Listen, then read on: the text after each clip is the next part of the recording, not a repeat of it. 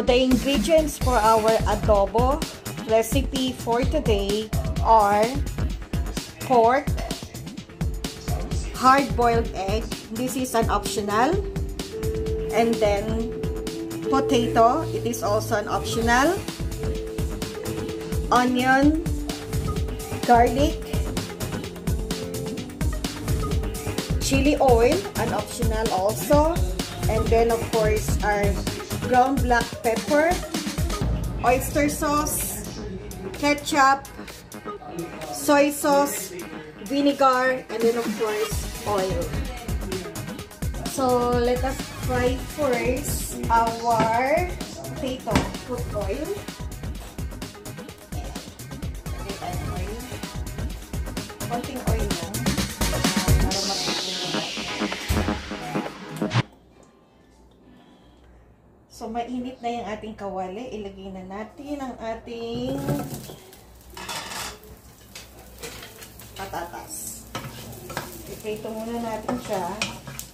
Okay, so luto na yung ating patatas. Tanggalin na natin. Tostado siya, oh. Sarap.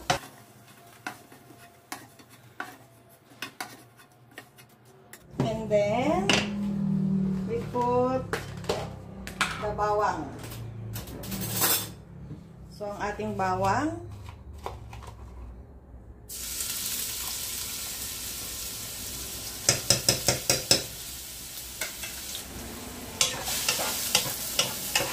Bango.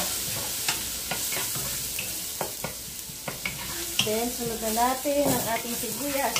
Gisa natin mabuti yung sibuyas. And then, we add our pork. So, yung pork natin, konti lang yung taba niyan. Diba?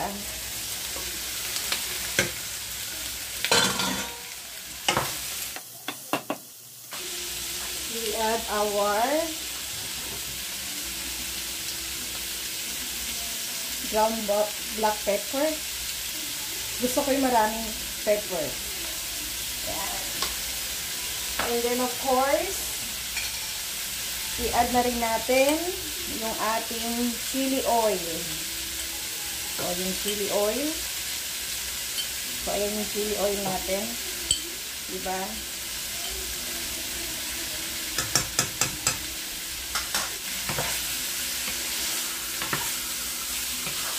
And of course, i-add na rin natin ang ating toyo para na-absorb na ng baboy yung toyo. Diba? So, tansyahan lang to. Yan. Lagyan natin ng konting tubig para pakuluin natin. Diba? Para mapalambot. Tsaka natin takpan. Kumukulo na siya. Mga ka-bangers, i-add natin ang ating oyster sauce. So, tansyahan lang din ang paglagay ng oyster sauce. Diba?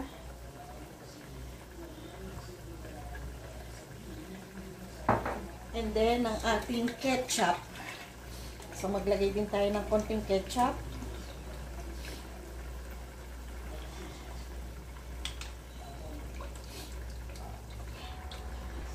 Ketchup natin. Then, halu-haluin. Then, pakuluin na lang uli natin. Diba? Okay, so kumukulo na. I think malambot na rin siya ng konti. At na natin ang ating suka. So, ang suka natin ay tansyahan lang din ang suka. Okay. Hindi natin siya haluin. Takpan lang uli natin. Diba? Then, kumukulo na, guys. So, optional lang din to. Lagyan natin ng brown sugar. Diba? Isang kutsarang brown sugar. Yan. So, that's an optional. Haluin natin. Tikman nga natin.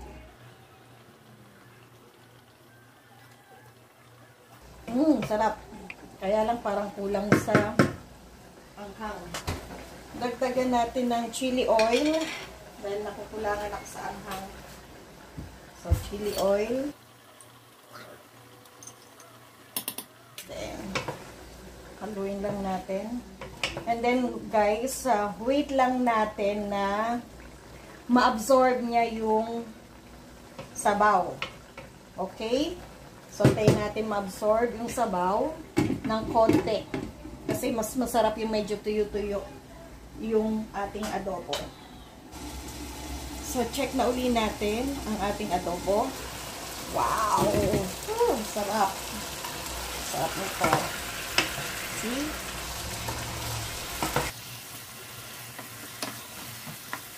Okay, so pwede na nating ilagay ang ating patatas.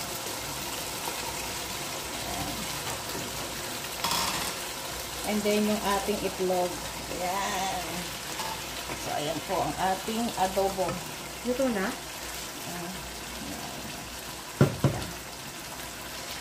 Ayan na po mga ka-abengers ang ating finished product. Diba? So, ayan. And then, try natin haluin. Sarap.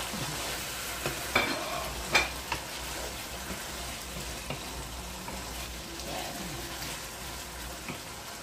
Sobrang sarap.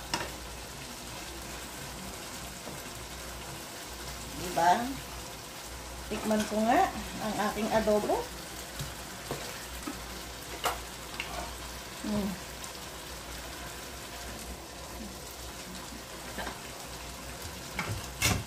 Sarap.